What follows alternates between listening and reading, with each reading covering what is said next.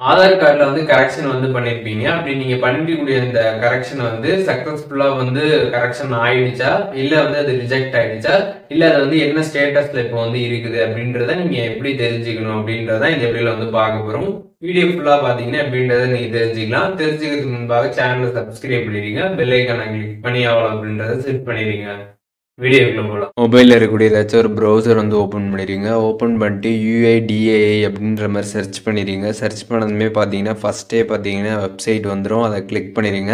அதை கிளிக் பண்ணதுமே language select பண்ண சொல்லுவாங்க. லாங்குவேஜ் வந்து செலக்ட் பண்ணிக்கோங்க. செலக்ட் பண்ணதுமே பார்த்தீங்கன்னா செக் ஆதார் அப்டேட் ஸ்டேட்டஸ் அப்படின்னு ஒரு ஆப்ஷன் இருக்கும்.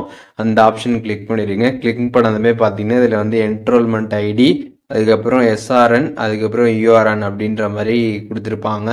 உங்ககிட்ட எது வந்து இருக்குதோ அதை நீங்கள் செலக்ட் பண்ணிட்டு அதில் இருக்கக்கூடிய இந்த நம்பரை நீங்கள் வந்து என்ட்ரு பண்ணணும். நீங்கள் வந்து ஆதார் கார்டில் கரெக்ஷன் வந்து பண்ணியிருக்கீங்க அப்படின்னா கரெக்ஷன் நீங்கள் பண்ணதுக்கப்புறம் பார்த்தீங்கன்னா உங்களுக்கு ஒரு நம்பர் வந்து ஜென்ரேட் வந்து பண்ணி கொடுத்துருப்பாங்க.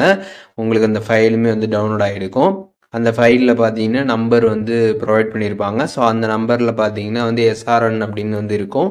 அப்படி இல்லைன்னா உங்கள்கிட்ட என்ரோல்மெண்ட் ஐடி இருந்தாலும் சரி, இல்லாட்டி URN இருந்தாலும் சரி, உங்கள்கிட்ட எது இருக்குதோ அதை நீங்கள் அங்கே வந்து என்ட்ரு பண்ணிவிட்டு அதுக்கப்புறம் பார்த்தீங்கன்னா கீழே கேப்சா வந்து கேட்டிருப்பாங்க. கேப்சா அந்த பாக்ஸில் இருக்கிறத பார்த்து என்ட்ரு பண்ணிட்டு சப்மிட் நீங்கள் கொடுத்துட்டீங்க அப்படின்னா உங்களோட ஆதார் கரெக்ஷன் பண்ண அந்த ஸ்டேட்டஸ் என்ன அப்படின்றத நீங்கள் வந்து செக் பண்ணிக்கலாம்.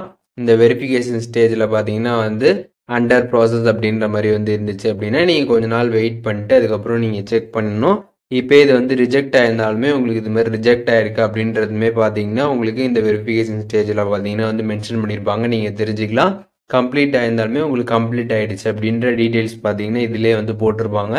இந்த ஒரு பேஜ்லேயே பார்த்தீங்கன்னா வந்து நீங்கள் ஆதார் கரெக்ஷன் பண்ண அந்த ரிசல்ட் என்ன அப்படின்றத நீங்கள் தெரிஞ்சுக்க முடியும்.